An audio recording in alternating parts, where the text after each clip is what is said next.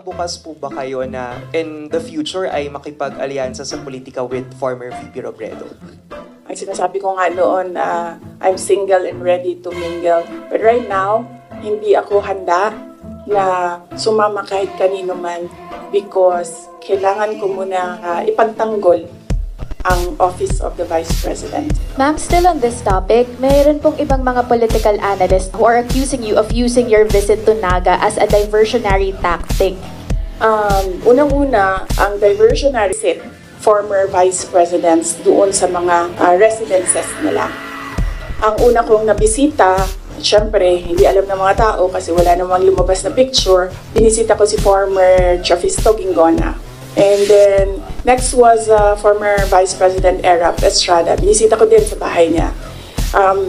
Anong purpose ng pagbibisita ko? Nagpapakilala ako sa kanila at sinasabihan namin sila as former Vice Presidents, we owe it to them na kung may kailangan sila, susuportahan namin sila. And we invite them to lend us memorabilia para sa Office of the Vice President Museum. And then ngayon, Vice President Robredo sa bahay niya. So dalawa na lang, and I still have 4 years to go. Can you confirm? More on personal conversation lang yung nangyayari and now it's political. Kung meron lang dapat magsalita, siguro dapat si Vice President Leon kasi bahay niya yon and siya yung binisita. So, napaka-assuming ko naman kung ako yung magkukwento. Ako na nga yung bisita, ako pa yung madaldal. Ambassadors from other countries meeting with the office of the vice president instead of the president's lately?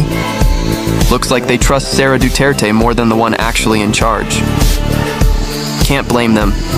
Sara Duterte's become the Filipino superhero. Her office does more for the people than anyone else. She's the most active in helping out, even offering cash assistance for medical needs and more. Whatever the crisis, she's already ahead of the game.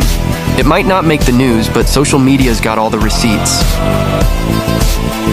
I'm telling you, younger generation, open your eyes and see who's really stepping up for the Filipino people. They're hiding it in the media, but Sara's out here doing a solid job as vice president, better than those before her. She's even the only vice president with satellite offices nationwide, making sure help reaches people faster. And now, those in power are doing everything they can to bring her down. It's time we speak up and stand together to protect the one who truly cares for the Philippines.